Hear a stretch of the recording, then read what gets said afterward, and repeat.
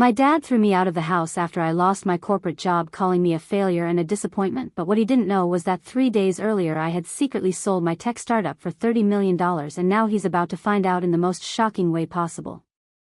Before we jump back in, tell us where you're tuning in from, and if this story touches you, make sure you're subscribed, because tomorrow, I've saved something extra special for you. Hey everyone! We spend countless hours searching for these incredible real-life stories that will absolutely blow your mind, and if you're enjoying this wild journey of revenge, vindication, and shocking plot twists, please smash that subscribe button right now. It literally takes 1 second, but it means the entire world to us and helps us keep bringing you these jaw-dropping tales that you won't believe actually happened. Trust me, you're going to want to follow along for what happens next, because this story has more twists than a Hollywood thriller and a payoff that will leave you cheering. Let's grow this amazing community together. Now, let me tell you about the most insane week of my entire life and how everything I thought I knew about family, success, and loyalty got turned completely upside down in ways I never could have imagined. Hey Reddit, I'm still trying to process what just happened to me, and honestly I don't even know where to begin, because this whole situation is so completely surreal that I keep thinking I'm going to wake up and discover it was all just some crazy dream. But it's real, and I'm sitting here in my new penthouse apartment looking out at the Seattle skyline thinking about how dramatically my life changed in just 7 days. For context, my name is Alexandra Chen, I'm 28 years old, and until last week I was living in my childhood bedroom in my dad's house in the quiet suburb of Maplewood Heights, about 40 minutes outside the city. I know what you're thinking, 28 and still living at home? But hear me out, because there's so much more to this story than meets the eye. See, for the past 3 years I've been working 2 completely different lives, and nobody in my family had any clue about what I was really doing during all those late nights when they thought I was just playing around on my computer or wasting time with my little hobby projects, as my dad Marcus would constantly say with that dismissive tone that made my blood boil every single time. During the day, I had what everyone considered my real job as a senior software engineer at Pinnacle Systems, a mid-sized tech company downtown that paid decent money but was honestly pretty soul-crushing with its corporate bureaucracy and uninspiring projects that never seemed to go anywhere meaningful. My dad was proud of this job because it was traditional, stable, and something he could brag about to his friends at the country club where he spent most of his weekends playing golf and complaining about kids these days who don't understand the value of hard work. But what my family didn't know was that every evening after coming home from Pinnacle, I would lock myself in my room and work until 3 or 4 in the morning on something I was truly passionate about, a revolutionary AI-powered project management platform that I had been developing called Streamline AI. This wasn't just some random app or website, this was cutting-edge artificial intelligence technology that could analyze workplace productivity patterns and automatically optimize project workflows in ways that nobody else in the market was doing. I started building Streamline AI during my senior year at University of Washington when I was frustrated with how inefficient all the project management tools were that my classmates and I had to use for our group assignments. What began as a simple solution for college students gradually evolved into something much bigger as I realized that every company in America was struggling with the exact same productivity and workflow optimization problems. For 3 years, I poured every ounce of my free time, creativity, and technical expertise into this platform. I taught myself advanced machine learning algorithms, studied behavioral psychology to understand how teams actually work together, and built partnerships with beta testing companies who were blown away by the results they were seeing. Streamline AI wasn't just another tech product, it was genuinely solving real problems and saving businesses thousands of hours and millions of dollars. The irony was that while my dad constantly criticized me for not applying myself and not having any real ambition beyond that meaningless computer stuff, I was actually building something that would completely revolutionize how businesses operate. But I kept it secret because I knew he wouldn't understand or take it seriously, and honestly, I was terrified of him crushing my dreams with his skepticism and negativity like he had done so many times before throughout my childhood.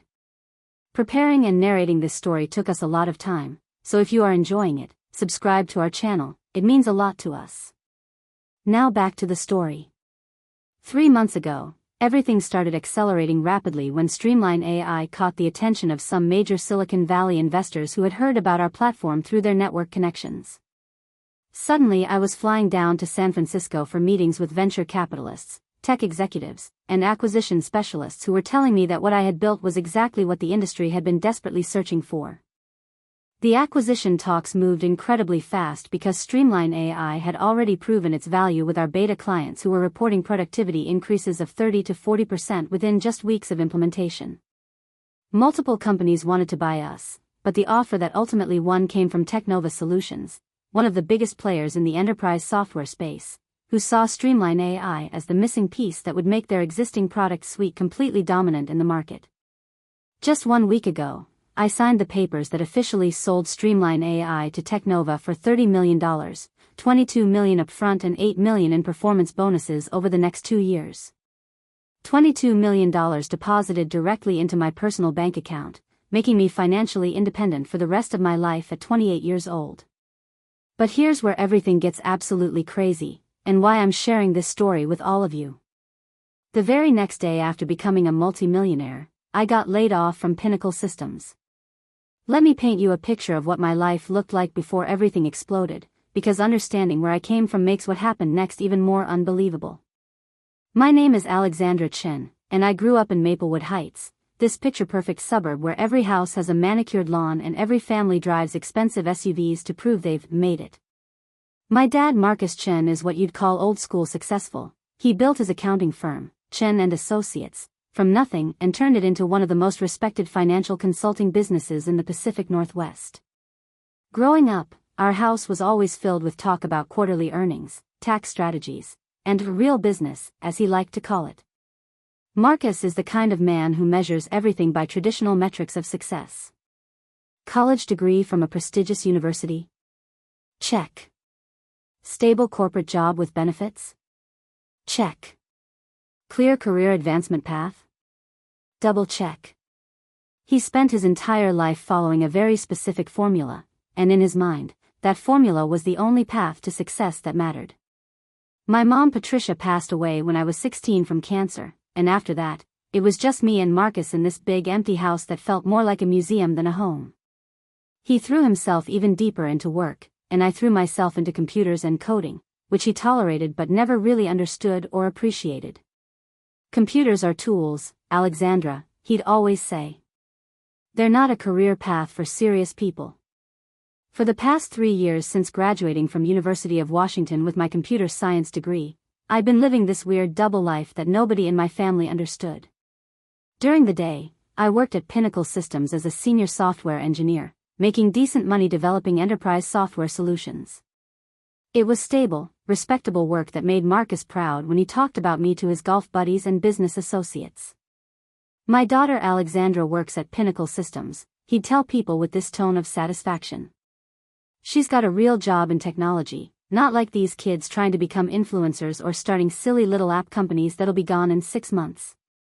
But what Marcus didn't know was that every single night after coming home from my real job, I would disappear into my childhood bedroom that I'd converted into a high-tech development laboratory.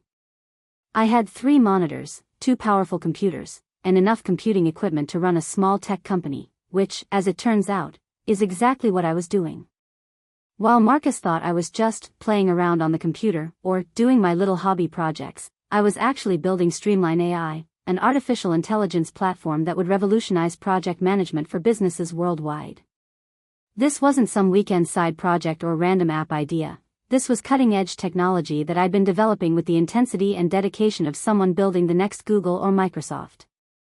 I'd wake up at 6 in the morning, work my 8-hour shift at Pinnacle, come home around 7, grab a quick dinner, and then code until 3 or 4 in the morning. Weekends were entirely devoted to Streamline AI development, marketing research, and building relationships with potential beta testing companies. For 3 years, I maintained this grueling schedule because I believed in what I was creating. The hardest part wasn't the long hours or the technical challenges, it was keeping everything secret from Marcus. Every time he saw me working late into the night, he'd make these passive-aggressive comments about how I needed to focus on my real career and stop wasting time on computer games. When I tried to explain that I was building something important, he'd wave me off with that dismissive gesture that made me feel like I was still 12 years old. "Alexandra, you're a smart girl, but you need to be realistic," he'd say whenever I hinted at my entrepreneurial ambitions. These technology startups are lottery tickets. You can't build a real life on lottery tickets. You need stability, benefits, a retirement plan. That's what your mother and I always wanted for you. The irony was that while he was lecturing me about stability and realistic expectations, I was actually creating something that would make me more financially secure than his accounting firm ever could. But I kept quiet because I was terrified of his skepticism crushing my confidence during those crucial development phases when everything felt fragile and uncertain. Living in that house was like existing in two completely different universes. During family dinners, Marcus would talk about his latest corporate clients and lecture me about the importance of climbing the corporate ladder and building a respectable career. Meanwhile, I'd be mentally calculating algorithm optimizations and planning feature releases for a platform that was already being tested by Fortune 500 companies. My bedroom became my sanctuary and my prison at the same time. It was where I created something revolutionary, but it was also where I felt trapped by my father's expectations and my own fear of disappointing him. Every night, I'd look around at all my equipment and wonder what would happen if I told Marcus the truth about what I was really building. The secrecy took its toll on our relationship. Marcus became increasingly frustrated with what he perceived as my lack of ambition and focus. "You're 28 years old, Alexandra," he'd remind me regularly. "When are you going to start taking your life seriously? When are you going to move out, get married, build something real?" What he didn't understand was that I was building something real, something bigger and more important than anything he'd ever created.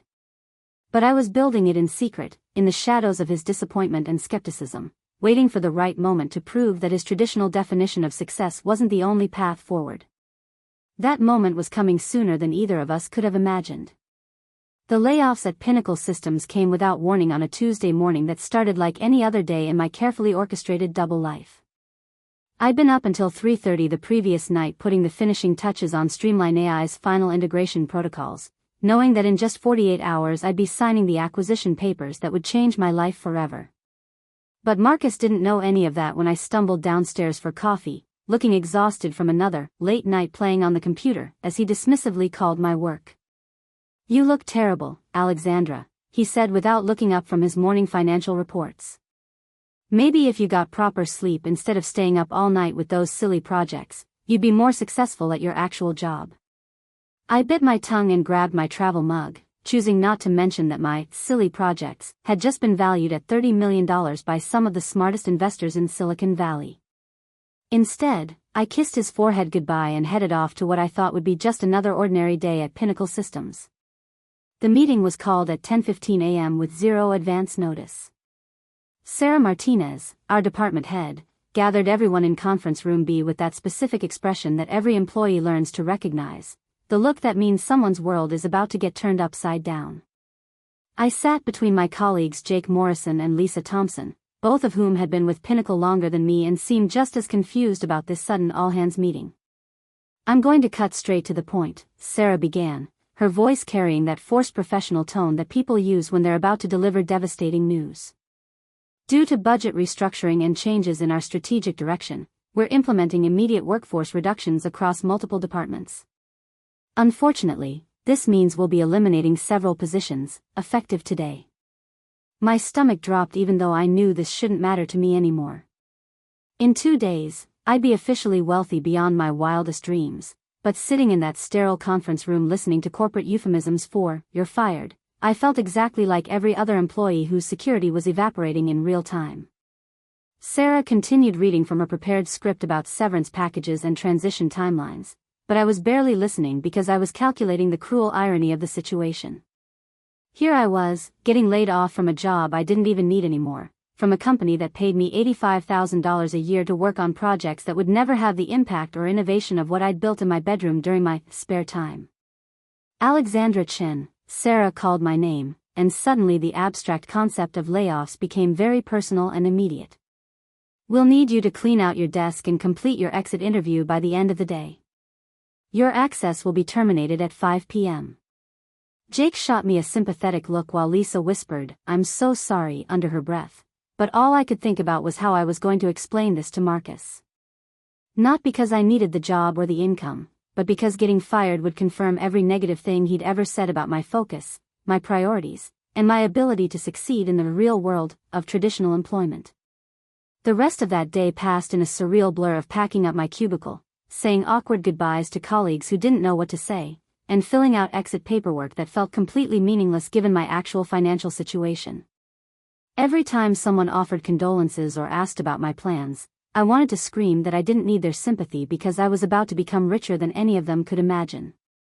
But of course, I couldn't say that, so I just smiled sadly and accepted their well-meaning advice about updating my resume and networking for new opportunities.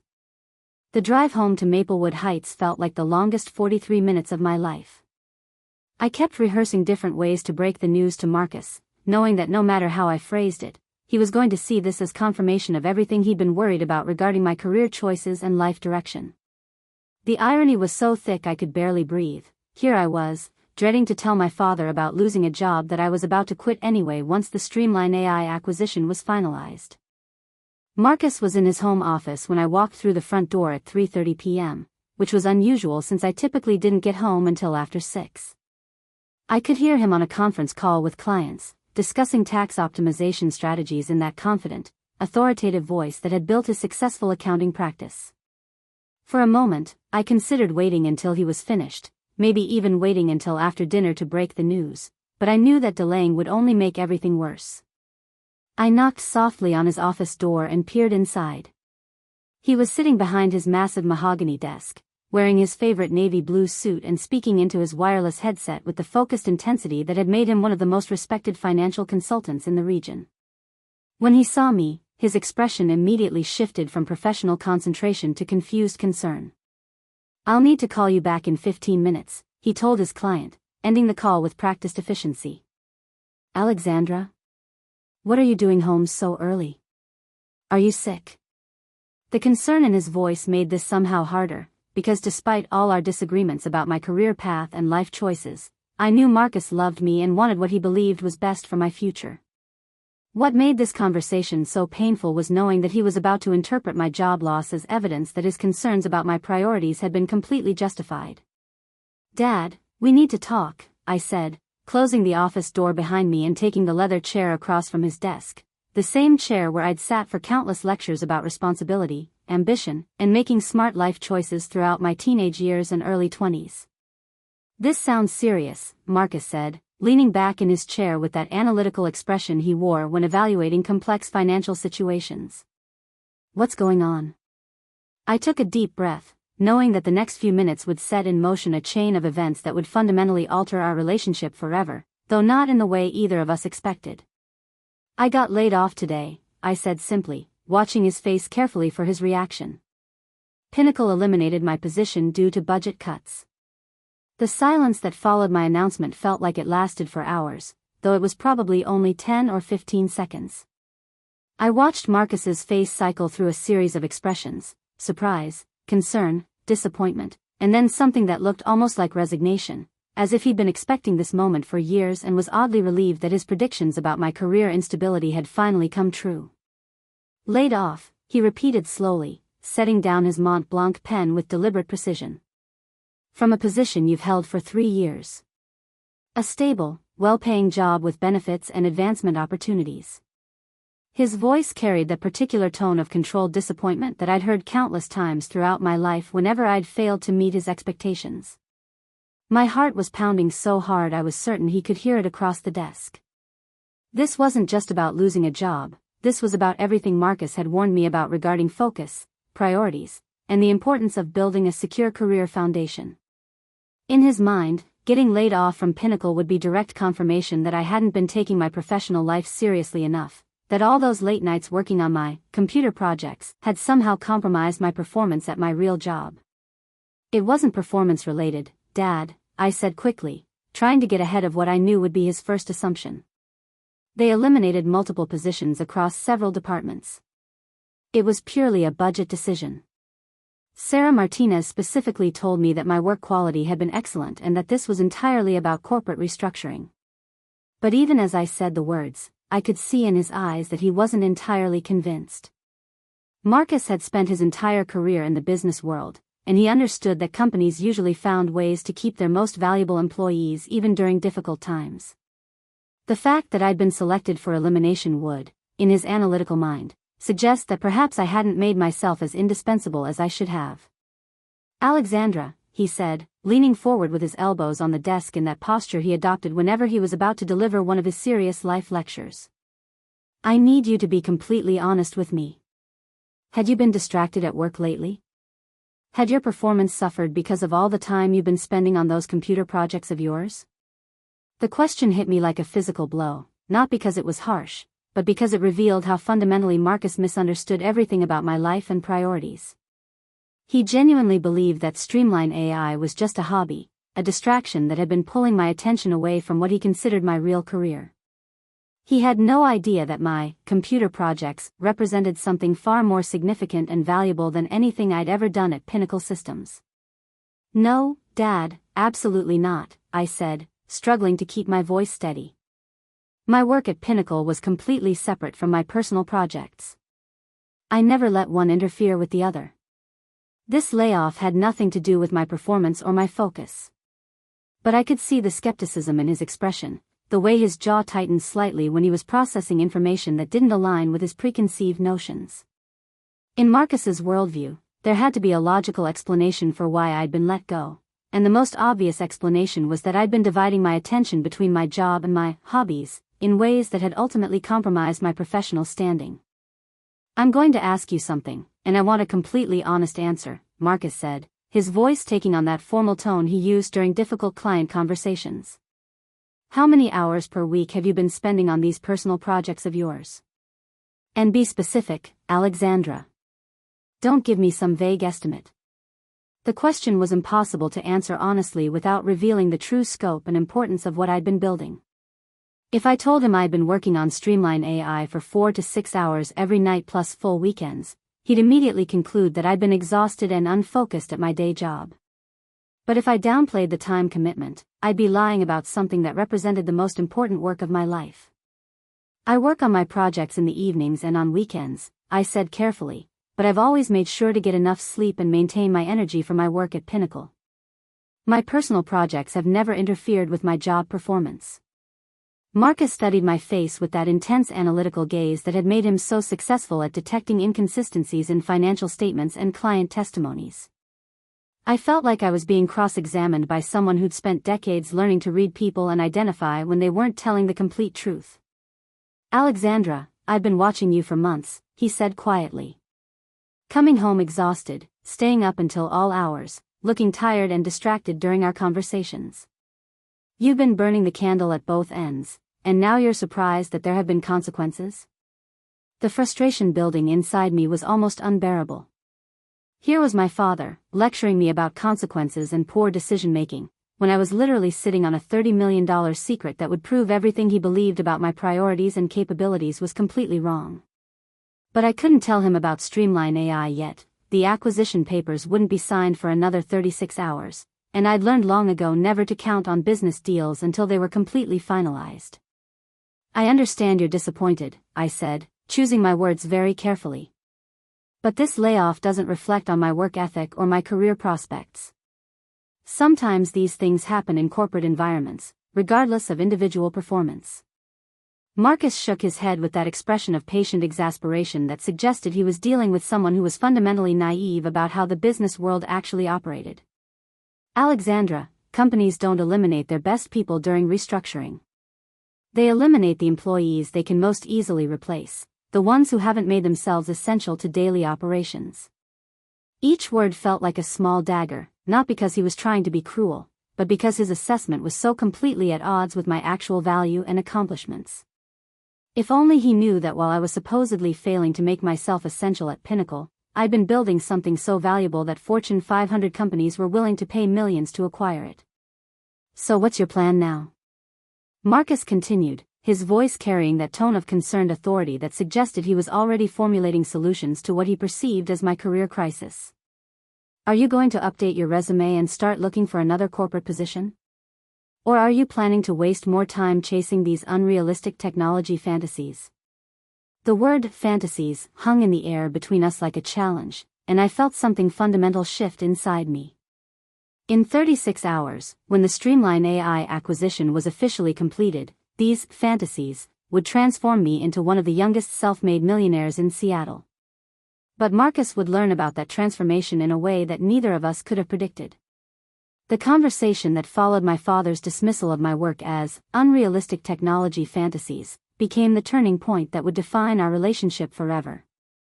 I sat there in his mahogany-paneled office, surrounded by his diplomas, business awards, and photographs with prominent clients, feeling the weight of years of accumulated frustration finally reaching its breaking point.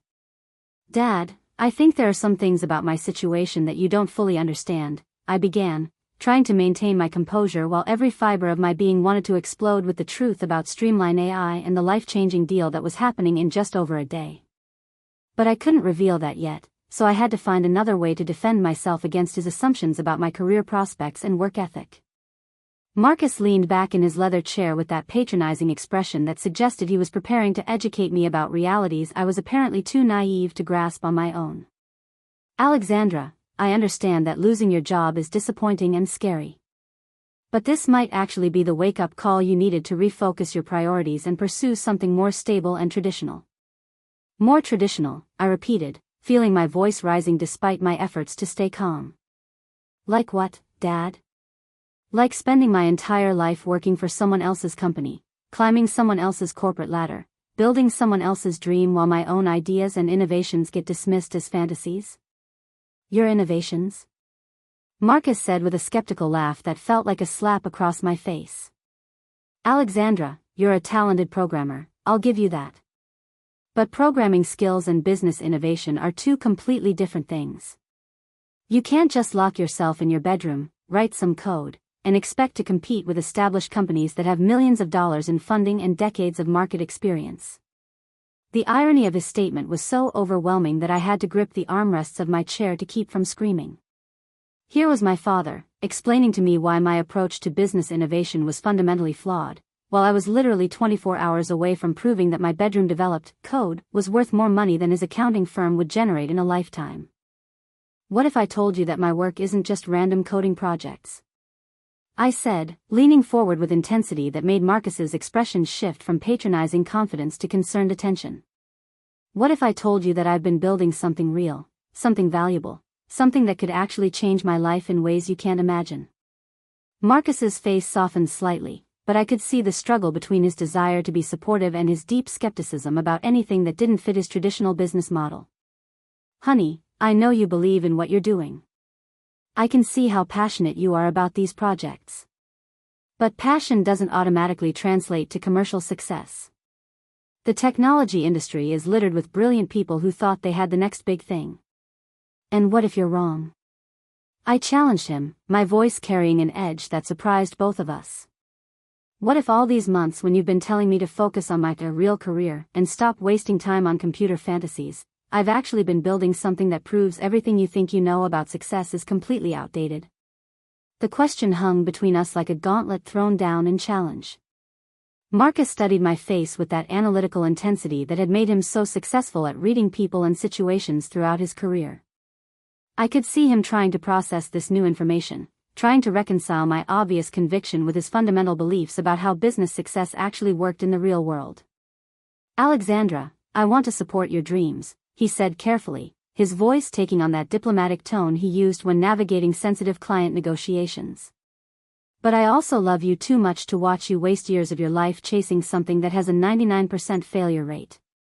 The statistics on technology startups are brutal. Most of them fail within the first 2 years, and even the ones that survive rarely make their founders wealthy. But what about the 1% that do succeed?" I pressed, feeling emboldened by the knowledge that I was already part of that elite group, even though I couldn't tell him yet. "What about the people who take risks, who bet on themselves, who build something from nothing and prove that innovation can triumph over convention?" Marcus shook his head with that patient expression that suggested he was dealing with someone who was fundamentally naive about statistical realities. "Those are lottery ticket scenarios, Alexandra. Yes, occasionally someone hits it big with a technology startup. But for every Mark Zuckerberg or Bill Gates, there are thousands of brilliant people who spent years working on projects that never generated a penny of revenue. So your advice is to never take risks?" I asked, my frustration finally breaking through my attempts at diplomatic conversation. Your advice is to accept that someone else will always control my income, my schedule, my future?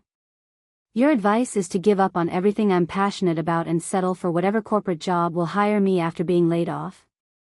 My advice, Marcus said with increasing firmness, is to be realistic about your options and make smart decisions about your future.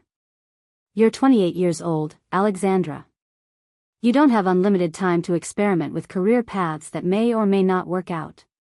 You need to think about building wealth, saving for retirement, maybe even starting a family someday. Those things require stability and predictable income. The mention of starting a family felt like the final straw in a conversation that was already pushing me toward an emotional breaking point. The idea that I needed to abandon my innovations and accept corporate limitations in order to be worthy of love and family was so fundamentally insulting that I could barely contain my anger. What if I don't want the kind of life you're describing? I said, my voice rising despite my efforts to maintain control. What if I'd rather take risks and build something meaningful than spend 40 years in corporate cubicles making other people wealthy while I collect a paycheck and call that success? Marcus stood up abruptly, his own frustration finally breaking through his attempts at patient guidance. Then you're choosing to be irresponsible with your future, he said with a finality that made my stomach drop. And I can't continue enabling that choice by providing you with a safety net that allows you to avoid facing reality.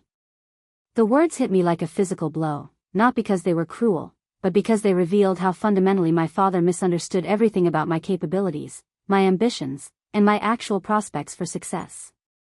In less than 24 hours, I would be wealthier than he had ever been, but at this moment, he was treating me like a child who needed to be forced into accepting adult responsibilities. What exactly are you saying, Dad?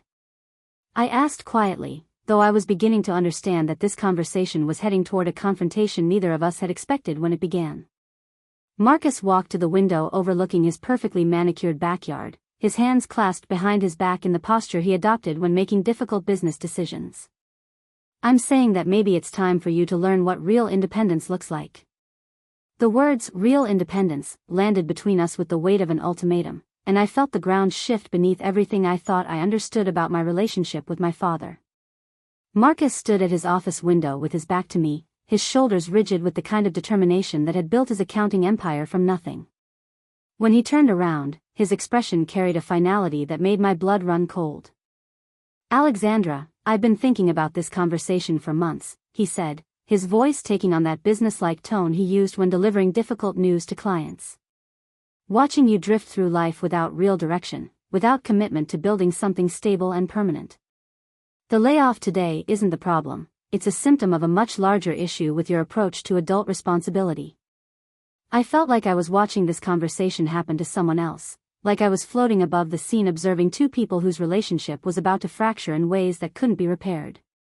The irony was so thick it was suffocating. Here was my father, lecturing me about direction and stability, while I was literally hours away from achieving a level of financial independence that would make his definition of success look quaint by comparison. What are you saying exactly? I asked, though I was beginning to understand that this wasn't just a heated discussion about career choices. This was Marcus drawing a line in the sand, forcing a confrontation that would change everything between us forever. I'm saying that at 28 years old, you shouldn't be living in your childhood bedroom, depending on your father's house as a backup plan while you pursue unrealistic fantasies, Marcus said with the kind of calm certainty that made his words even more devastating. I'm saying that maybe the best thing I can do for your future is stop enabling this pattern of avoiding real-world consequences. The word enabling hit me like a physical blow. In Marcus's mind, providing me with a roof over my head while I built something revolutionary was somehow preventing me from growing up and accepting adult responsibilities. He had no idea that his enabling had actually provided the stable foundation that allowed me to create something worth $30 million, but I couldn't tell him that yet, and his ignorance was making this conversation exponentially more painful. You want me to move out, I said, not really asking a question but trying to process the reality of what was happening. You're kicking me out because I lost my job and because you don't approve of my career choices. Marcus's expression softened slightly, but his resolve didn't waver. I'm not kicking you out of anger, Alexandra. I'm making a difficult decision that I believe will ultimately help you realize your potential. Sometimes people need to face real consequences before they're motivated to make the hard choices that lead to genuine success. Real consequences, I repeated, feeling a bitter laugh building in my chest.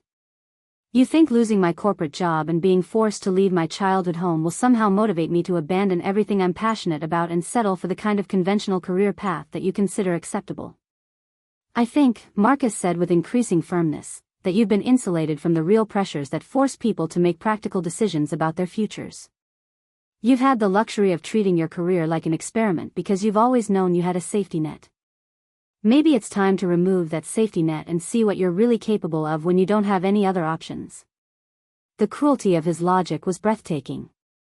Marcus genuinely believed that by making my life more difficult and uncertain, he would somehow inspire me to make better choices. He had no idea that I'd already made the best choice of my life, that I'd already achieved something that would make his definition of practical success irrelevant forever, and that his timing couldn't possibly have been worse or more ironic. When? I asked quietly, realizing that arguing with him at this point would be futile. Marcus had made his decision with the same methodical certainty that had guided every major choice throughout his business career, and nothing I could say would change his mind. At least not until the Streamline AI acquisition was finalized and I could prove him wrong in the most dramatic way possible. I think 2 weeks would be fair, Marcus said, his voice softening slightly as he recognized the pain in my expression. That gives you time to figure out your next steps, maybe apply for some new positions, start building the kind of independent life that will serve you better in the long run. 2 weeks. In 2 weeks, I would be a multi-millionaire with options and opportunities that Marcus couldn't even imagine. But right now I was an unemployed 28-year-old being evicted from her childhood home by a father who thought he was teaching her a valuable lesson about responsibility and realistic expectations. And what if I refuse? I asked, not because I had any intention of staying, but because I needed to understand the full scope of what was happening between us. Marcus's jaw tightened with the kind of resolve that had made him successful in countless difficult business negotiations. Then I'll have to take steps to ensure that you understand I'm serious about this decision. I won't continue to subsidize a lifestyle that I believe is preventing you from reaching your potential. The conversation that had started as an explanation about my job loss had transformed into something much more fundamental, a complete rupture in our relationship based on Marcus's fundamental misunderstanding of my actual capabilities and prospects. He was forcing me to choose between his approval and my own path, not realizing that I'd already chosen my own path months ago and that his approval was about to become completely irrelevant. I understand, I said quietly, standing up from the leather chair where I'd received so many lectures about responsibility and realistic expectations throughout my life. 2 weeks. Marcus nodded with that expression of satisfied determination that suggested he believed he was making a difficult but necessary decision for my own good. Alexandra, I know this seems harsh right now, but someday you'll understand that this was the push you needed to build the kind of life that will actually make you happy and secure. I walked toward his office door, knowing that this was probably the last conversation we'd ever have where Marcus held all the power and I was the one seeking his approval and understanding. In less than 24 hours, everything would change, and he would discover that his unrealistic fantasies assessment had been the most expensive mistake in judgment he'd ever made.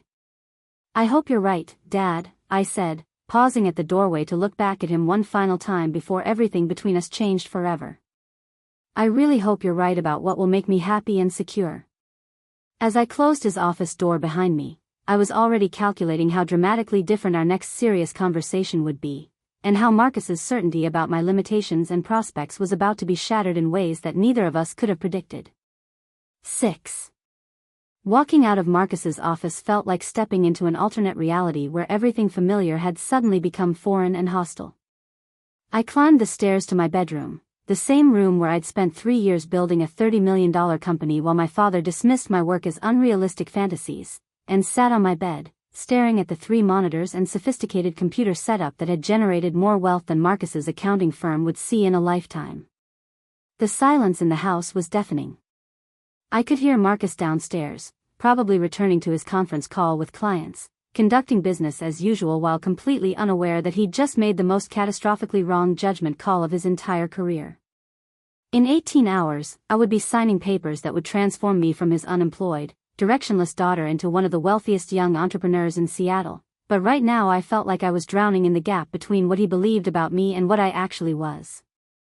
My phone buzzed with a text message from my best friend Emma Rodriguez, who worked as a graphic designer downtown and had been one of the few people who actually understood and supported my entrepreneurial ambitions over the past 3 years.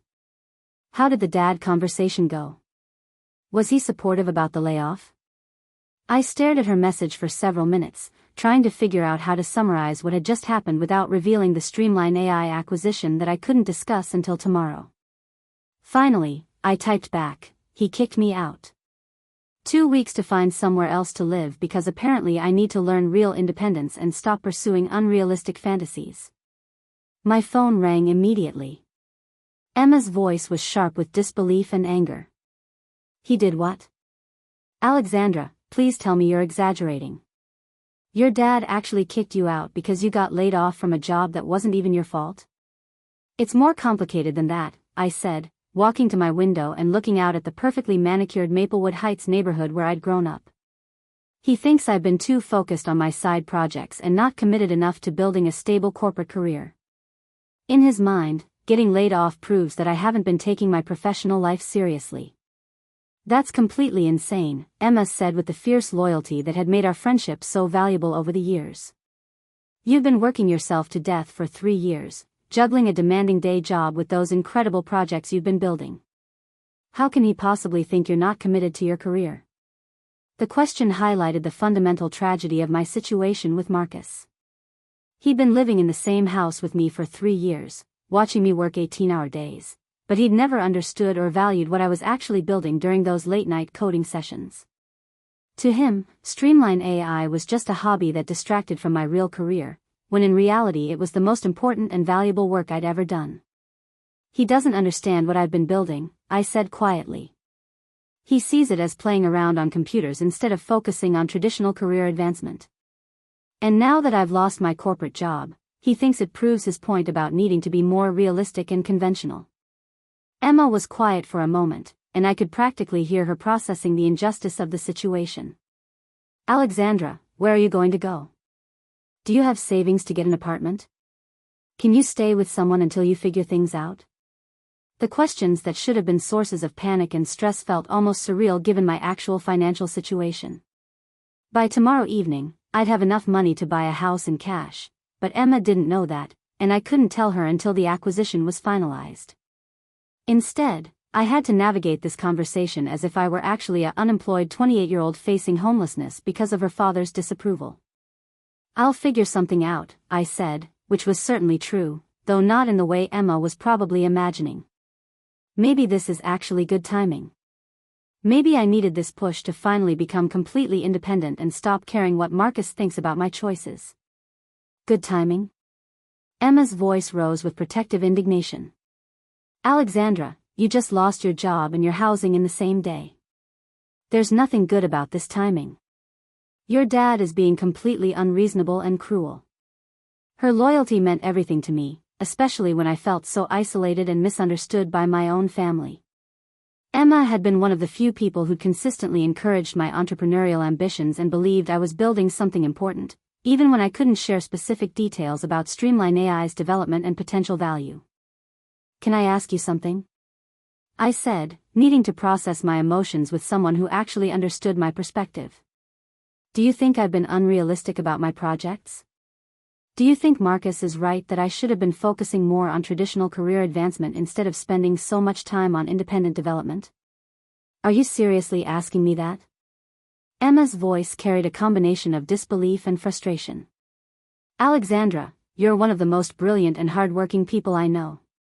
Your projects aren't unrealistic fantasies, they're innovative solutions that could revolutionize how businesses operate. The fact that your dad can't see that doesn't make him right. It makes him short-sighted." Her words provided some comfort, but they also highlighted how lonely this situation was making me feel. Emma believed in my potential, but she didn't know about the acquisition that would prove Marcus wrong in the most dramatic way possible. I was carrying this massive secret that would completely change how everyone viewed my capabilities and prospects, but I had to endure his judgment and disappointment in silence until tomorrow. "I think I need to start looking at apartments tonight," I said, partly because I needed to maintain the illusion that I was actually concerned about housing, and partly because I genuinely wanted to move out of Marcus's house as quickly as possible. The idea of spending 2 more weeks under his roof, listening to lectures about realistic expectations while sitting on a $30 million secret, felt unbearable. "I can help you search online," Emma offered immediately. "And if you need somewhere to crash for a few days while you're transitioning, my couch is always available. I know it's not ideal, but at least you wouldn't be homeless while you're figuring things out." Her generosity made me want to cry, partly from gratitude and partly from the absurdity of my situation. Here was my best friend offering me her couch because she thought I was facing financial hardship, when I was actually about to become wealthier than anyone in our social circle could imagine. "Thank you," I said, meaning it more than she could possibly understand. "I might take you up on that offer, at least for a few days while I'm getting settled somewhere new." After ending the call with Emma, I sat in my childhood bedroom surrounded by the equipment that had generated more wealth than Marcus's entire business empire, feeling more alone and misunderstood than I'd ever felt in my life. Tomorrow would change everything, but tonight I had to sit with the knowledge that my own father had so fundamentally misjudged my capabilities and prospects that he was willing to make me homeless rather than support my unconventional path to success. The irony was suffocating, but it was also clarifying. Marcus had forced me to choose between his approval and my own vision, and I was about to discover just how liberating that choice could be. The next morning arrived with the surreal quality of a dream I couldn't quite wake up from.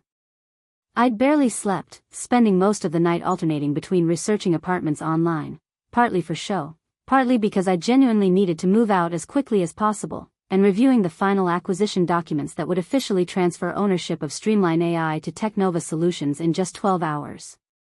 Marcus was already gone when I came downstairs for coffee, which was probably for the best since I wasn't sure I could maintain normal conversation while carrying such an enormous secret. He'd left a note on the kitchen counter written in his precise handwriting: "Alexandra, I know yesterday was difficult, but I believe this decision will ultimately benefit your future. We can discuss practical moving arrangements this evening. Dad."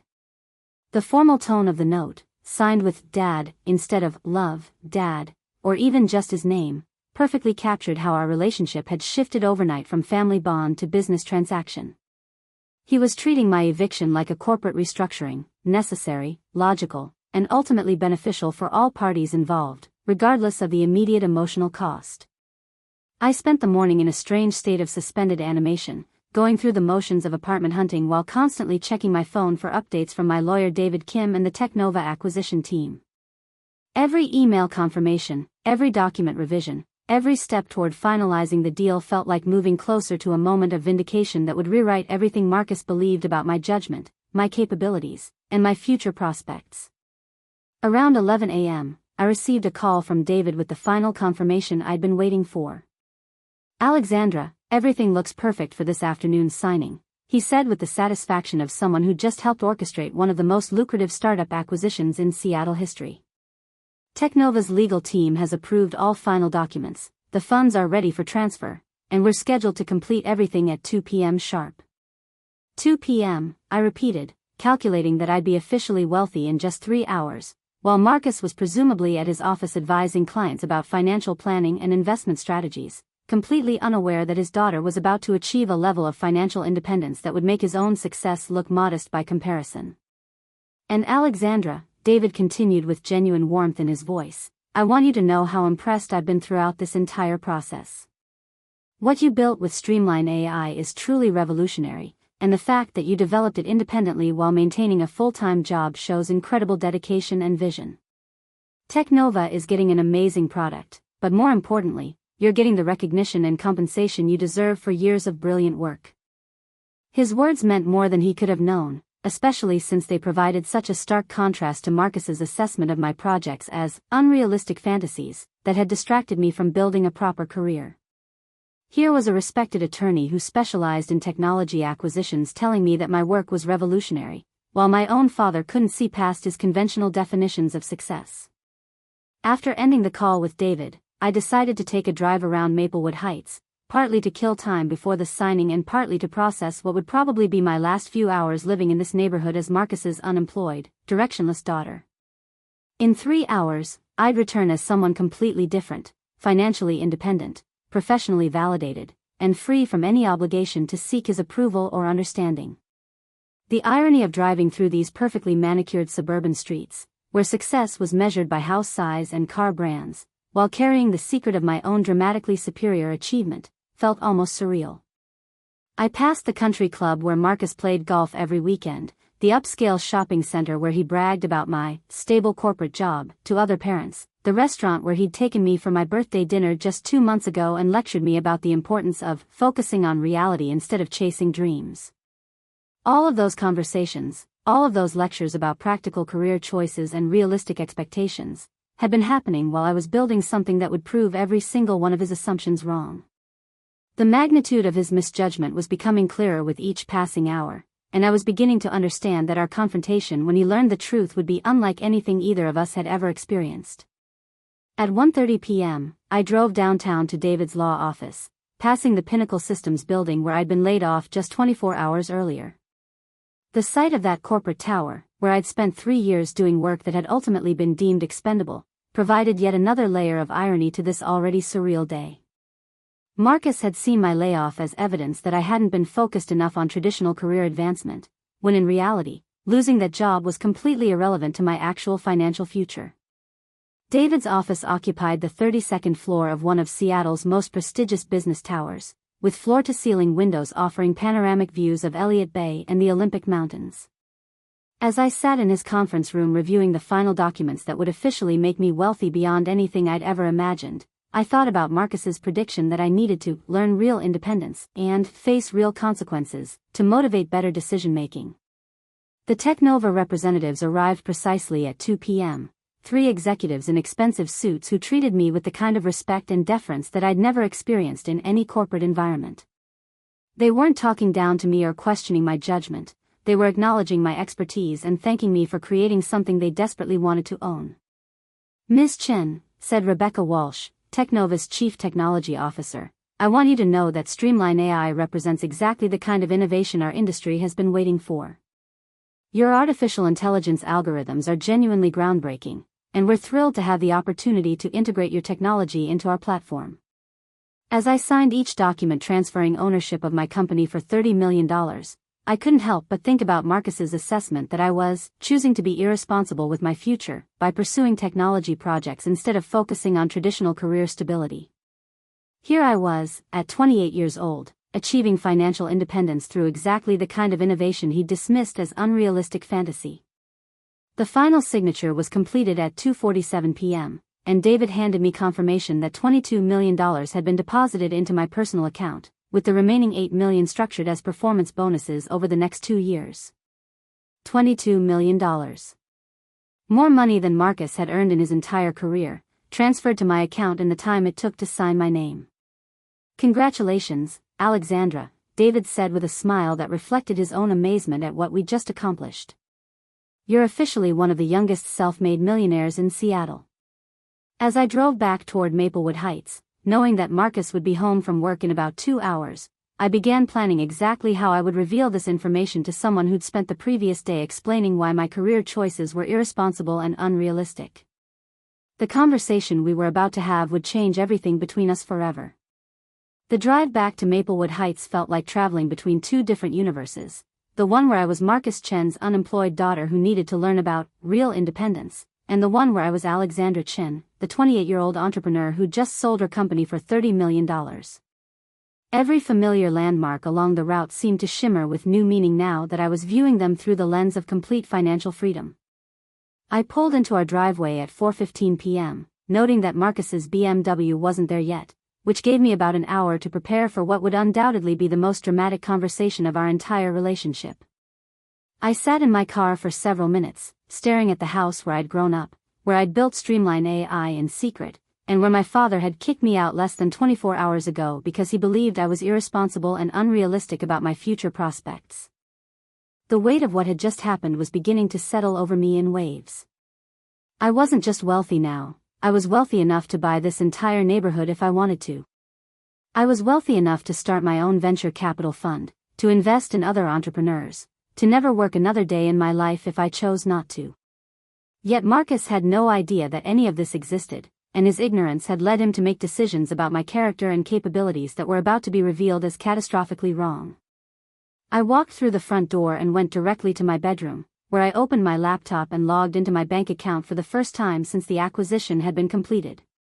Seeing those numbers, $22,847,892.33, displayed on my screen felt surreal, like looking at someone else's financial statement. This wasn't lottery winnings or inheritance money, this was compensation for something I'd built with my own hands, my own intelligence, my own vision during all those late nights when Marcus thought I was just playing around on computers. The irony was so overwhelming that I started laughing, not because anything was funny, but because the alternative was crying or screaming. Here I was, sitting in the bedroom where my father had decided I needed to learn about real-world consequences, looking at a bank balance that would eliminate financial consequences from my life forever. The gap between his perception of my situation and my actual situation was so vast that it felt almost incomprehensible. At 5:20 p.m., I heard Marcus's BMW pull into the driveway, followed by the familiar sounds of him entering the house, hanging up his coat, and settling into his office to review whatever client work he'd brought home. This was his standard routine: decompress from the business day, handle any urgent financial planning issues, then emerge for dinner and family conversation around 6:30 or 7. Tonight would be different. I gave him 30 minutes to get settled, then walked downstairs and knocked on his office door with the same tentative politeness I'd used yesterday when I came home early to tell him about the Pinnacle layoff. But everything about this conversation would be the reverse of yesterday's dynamic. Instead of seeking his understanding and support, I was about to deliver information that would completely shatter his understanding of who I was and what I was capable of achieving. "Come in," Marcus called, and I found him sitting behind his mahogany desk reviewing what looked like tax preparation documents for one of his clients. He glanced up with that mixture of wariness and resignation that suggested he was bracing himself for another difficult conversation about my housing situation or job search plans. "Dad, we need to talk," I said, settling into the same leather chair where I'd received his ultimatum about moving out and learning real independence. "There are some things about my situation that I haven't told you yet."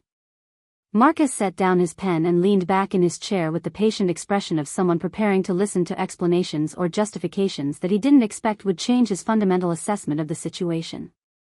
"Alexandra, if this is about extending your timeline for moving out, I think 2 weeks is already quite generous.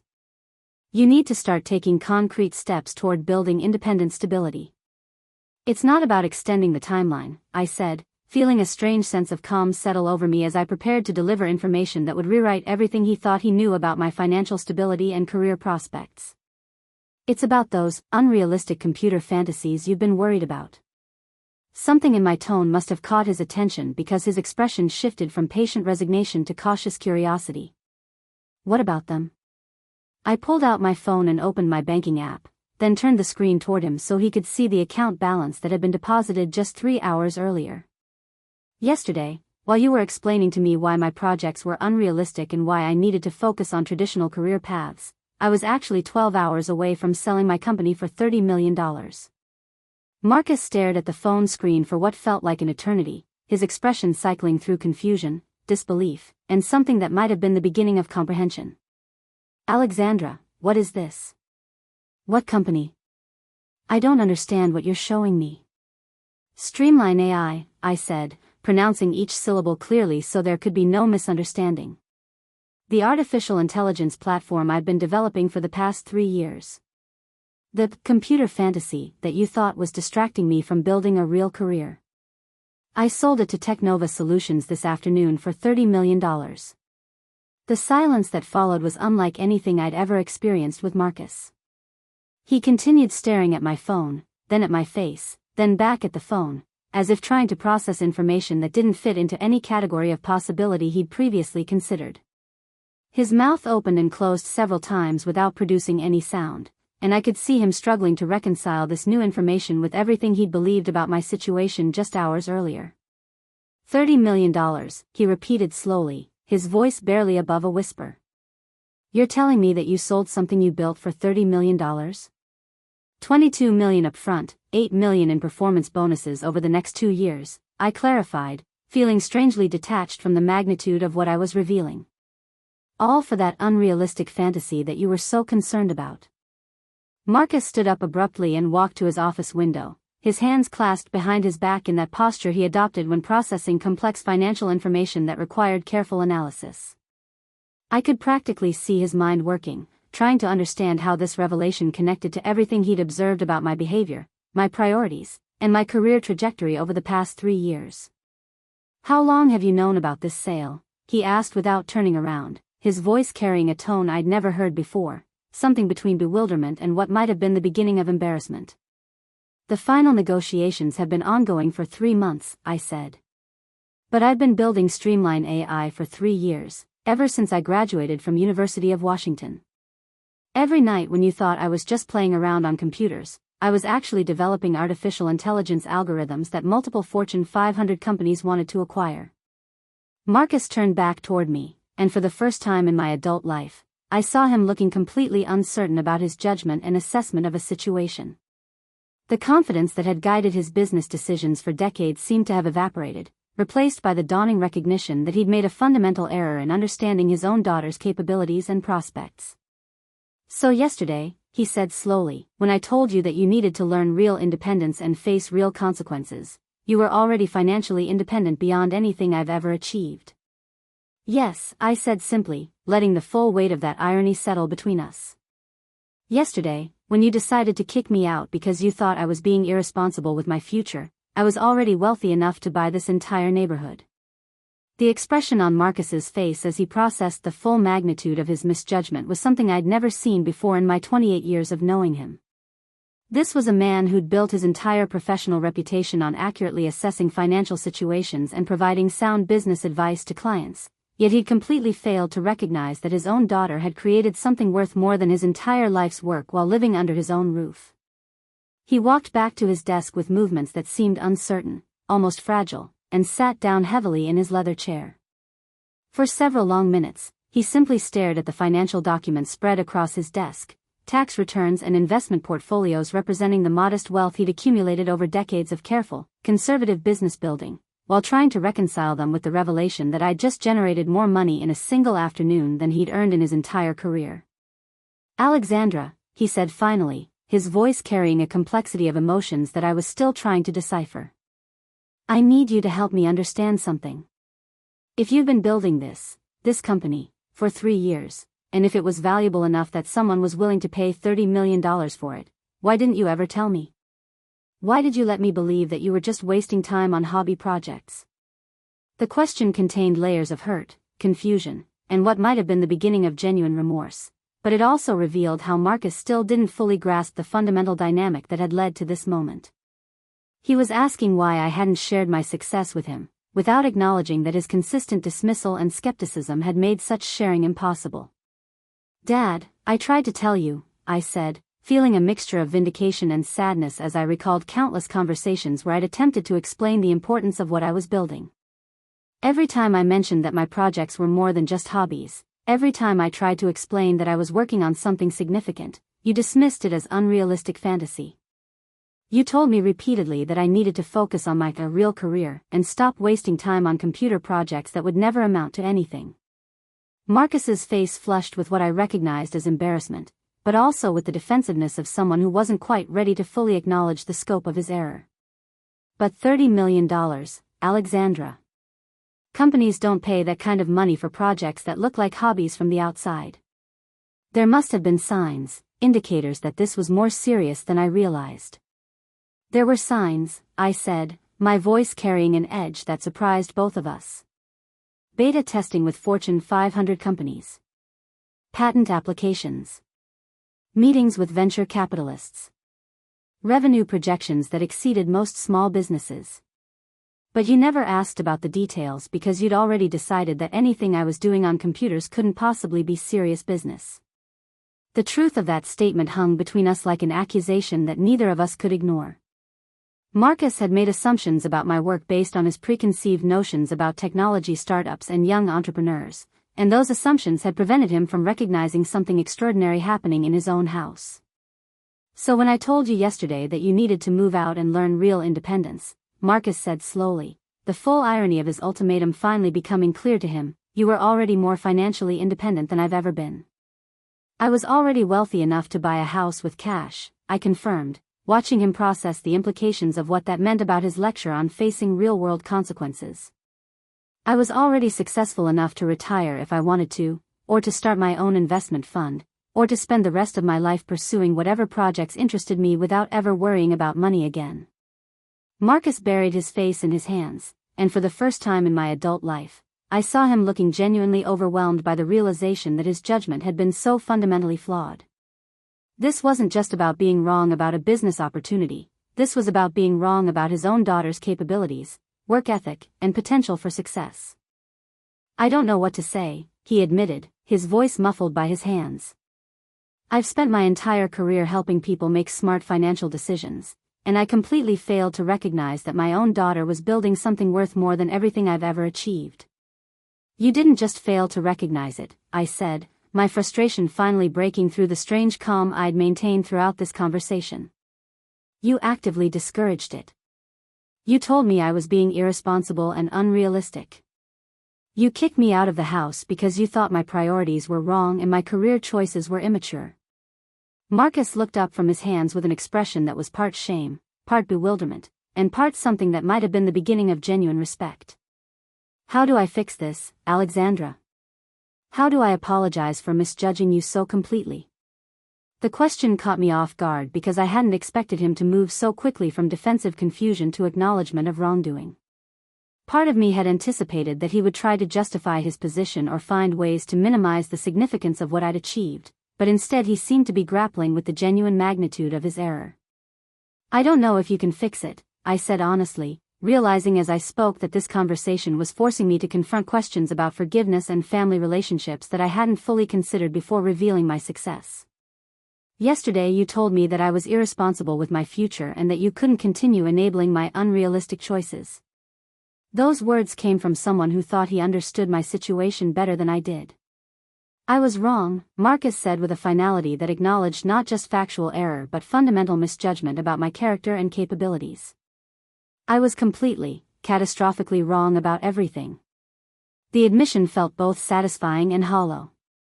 I'd spent 3 years wanting Marcus to recognize the value of what I was building, and now that recognition was finally coming, but only after his dismissiveness had already damaged our relationship in ways that might be irreparable. The thing is, Dad, I said, standing up from the leather chair where I'd received so many lectures about realistic expectations and practical career choices, I don't need your approval anymore. Yesterday, when you decided I needed to learn independence, you accidentally gave me something I didn't realize I wanted, complete freedom from caring what you think about my choices. Marcus's expression shifted to something that looked like panic as he began to understand that this conversation wasn't just about correcting a misunderstanding. This was about a fundamental change in our relationship, one where his opinion of my decisions would no longer carry the weight and importance it had held throughout my entire life. Alexandra, please don't let my mistake destroy our relationship, he said with genuine desperation in his voice. I know I was wrong, and I know my timing was terrible, but you're still my daughter and I still love you. I love you too, I said, meaning it but also recognizing that love alone wouldn't be enough to repair what had been broken between us.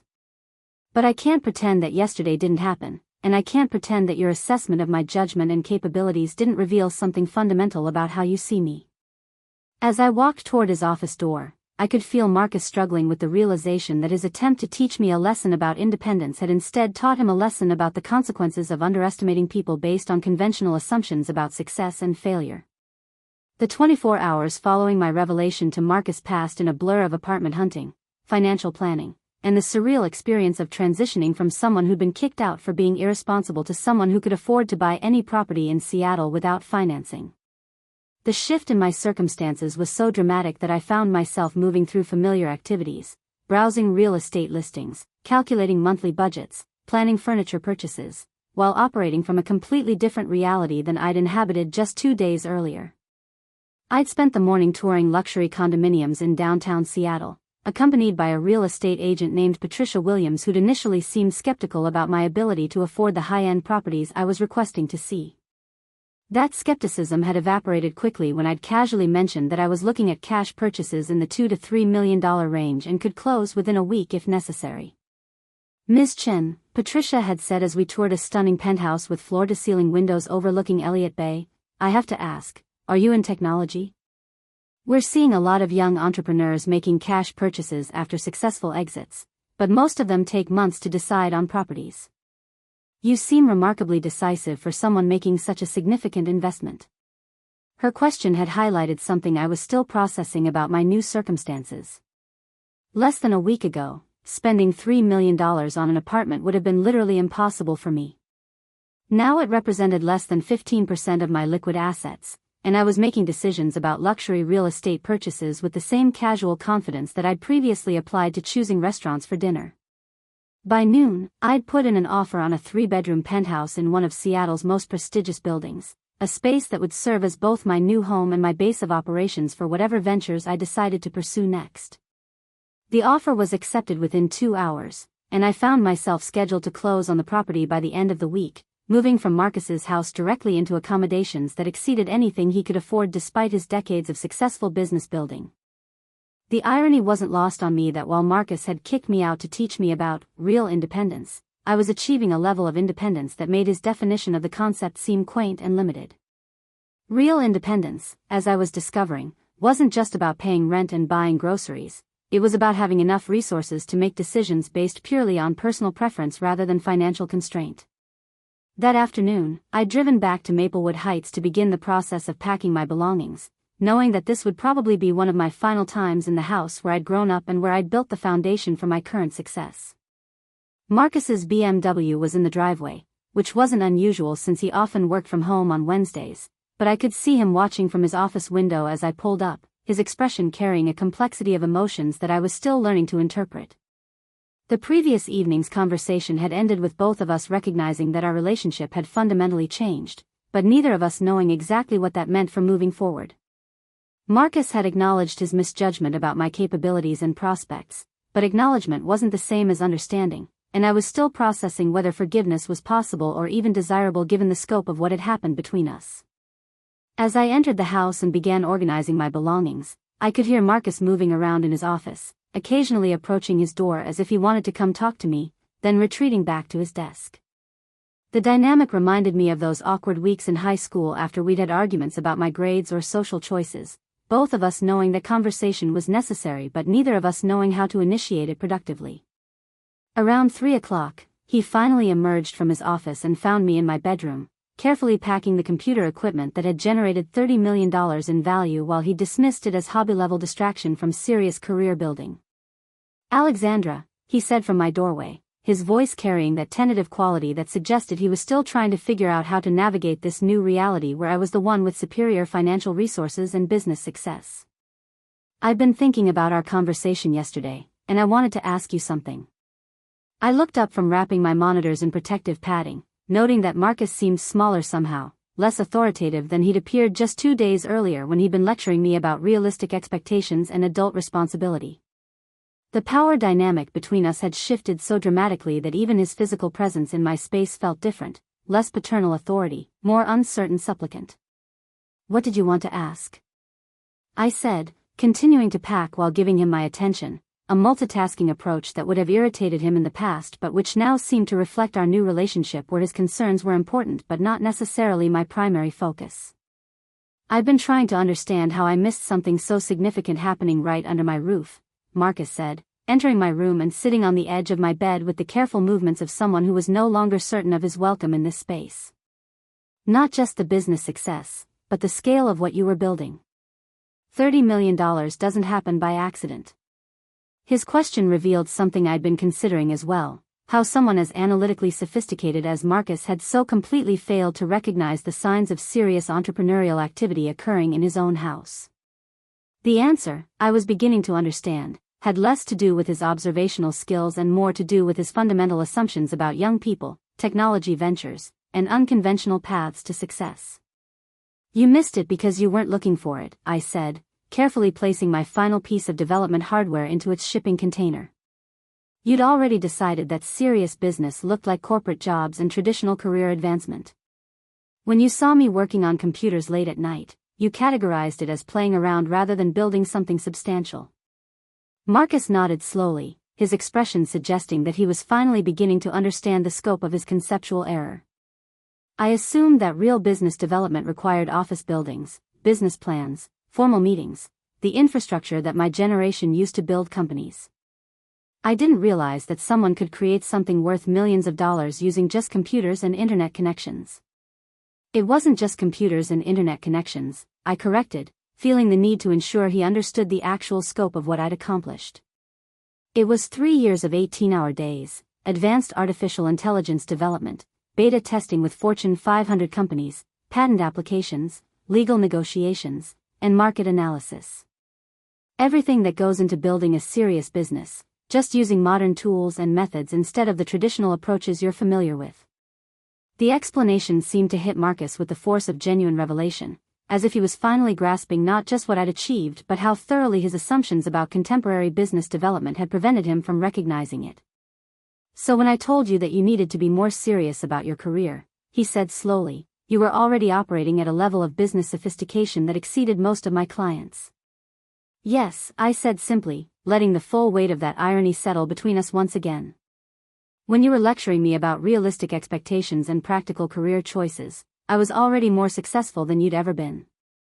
Marcus sat quietly for several minutes, watching me pack the final remnants of the secret business empire I'd built in this room while he'd remained completely oblivious to its existence and value. When he spoke again, his voice carried a humility that I'd never heard from him before. "Alexandra, I know I don't have the right to ask this after everything that's happened, but is there any way for us to rebuild our relationship from here? Any way for me to earn back your respect and trust after misjudging you so completely?" The question forced me to confront emotions and decisions that I'd been avoiding since yesterday's revelation. Part of me wanted to forgive him immediately, to return to the close relationship we'd shared during my childhood before business success and career expectations had created distance between us. But another part of me recognized that moving forward would require Marcus to fundamentally change how he viewed my judgment and capabilities, and I wasn't certain such change was possible. "I don't know," I said honestly, closing the final box of equipment that represented the end of my secret double life. "But I'm willing to find out." 3 months later, I was sitting in my penthouse office overlooking Elliott Bay, reviewing investment proposals for my newly established venture capital fund, when my assistant buzzed to let me know that Marcus had arrived for our weekly lunch meeting. The ritual had evolved gradually over the past 12 weeks, tentative coffee meetings that had progressed to formal business lunches where we carefully rebuilt our relationship on entirely new terms. The transformation in our dynamic had been profound and sometimes uncomfortable for both of us. Marcus was learning to navigate a reality where his daughter possessed superior financial resources, business connections, and industry recognition, while I was discovering what it meant to maintain a relationship with someone who'd so fundamentally misjudged my capabilities that he'd kicked me out for being irresponsible just days before I became a multimillionaire. "Send him up," I told my assistant, saving the pitch deck I'd been reviewing from a promising AI startup that reminded me of my own journey with Streamline AI. The irony wasn't lost on me that I was now in the position of evaluating other entrepreneurs' unrealistic technology fantasies, and deciding which ones deserved funding and mentorship. Marcus entered my office with the mixture of pride and bewilderment that had characterized his expression during every visit to my new workspace. The penthouse was everything his traditional business sensibilities appreciated: professional, elegant, clearly expensive, but it also represented a level of success that he was still struggling to fully accept as reality. "This view never gets old," he said, walking to the floor-to-ceiling windows that offered a panoramic perspective of Seattle's skyline and the Olympic Mountains beyond. "Every time I come here, I'm reminded of how completely I underestimated what you were capable of achieving." His acknowledgement of past misjudgment had become a regular feature of our conversations, not because I demanded it, but because Marcus seemed to need to process the magnitude of his error repeatedly before he could move forward to other topics. The traumatic realization that he'd kicked his multimillionaire daughter out of the house for being irresponsible was apparently something that required ongoing verbal examination. "Dad, we've talked about this," I said gently, gesturing for him to take a seat at the small conference table where I conducted informal meetings. "What matters now is how we build our relationship going forward, not how many times you apologize for what happened 3 months ago." But even as I said it, I knew that Marcus's need to revisit his misjudgment wasn't entirely about seeking forgiveness. It was about trying to understand how someone with his business experience and analytical skills had failed so spectacularly to recognize exceptional achievement occurring in his own house. The question haunted him professionally as much as personally. "I've been thinking about that conversation we had when you showed me your bank balance," Marcus said, settling into the chair across from me with the careful movements of someone who was still adjusting to being the less successful person in the room. "I keep trying to figure out what I should have seen, what signs I missed that would have told me you were building something extraordinary." The question had evolved from self-recrimination to genuine curiosity about contemporary business development, and I could see Marcus wrestling with the implications for his own consulting practice. If he'd missed something this significant with his own daughter, what else might he be missing with his clients who were navigating modern entrepreneurial landscapes? "You missed it because you were looking for traditional markers of business success," I explained, pulling up the Streamline AI case study that I'd been asked to present at several venture capital conferences over the past month. "You expected to see business plans, formal meetings, office leases, employee hiring, the infrastructure that defines serious business development when you were building your company." Marcus studied the presentation slides that detailed my 3-year development timeline, noting the revenue projections, beta testing results, and patent applications that had convinced Technova to pay $30 million for a company they'd never heard of 6 months earlier. "But there were metrics here," he said, pointing to the user engagement statistics and productivity improvement data that had formed the core of Streamline AI's value proposition. "Numbers that should have caught my attention if I'd known to look for them." "You weren't looking because you'd already categorized my work as non-serious," I said, not accusingly but as a matter of factual analysis. "Once you decided that anything involving computers and late-night coding was hobby-level activity, you stopped paying attention to the details that would have revealed the actual scope and potential of what I was building." The conversation highlighted something we'd both been learning about: generational differences in business development and recognition. Marcus's expertise in traditional financial consulting was genuinely valuable, but it had created blind spots regarding how contemporary entrepreneurs built and scaled technology companies using methods that didn't resemble anything from his own business experience. "I've been thinking about offering technology startup consulting as a new service area," Marcus said, revealing an idea he'd been developing since discovering my success. "Not trying to compete with what you're doing, but helping traditional business advisors like myself understand how to evaluate and support clients who are building companies using modern methods." The proposal represented a fascinating evolution in Marcus's thinking, from dismissing technology ventures as unrealistic fantasies to wanting to specialize in supporting them professionally. It also suggested a level of respect for my expertise that would have been unthinkable just 3 months earlier.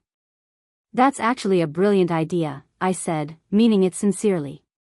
"There's definitely a market for advisors who can bridge the gap between traditional business planning and contemporary startup development.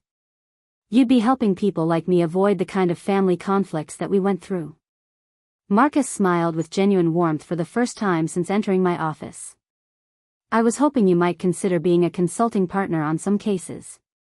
Your perspective on what entrepreneurs actually need from traditional business advisors could be invaluable."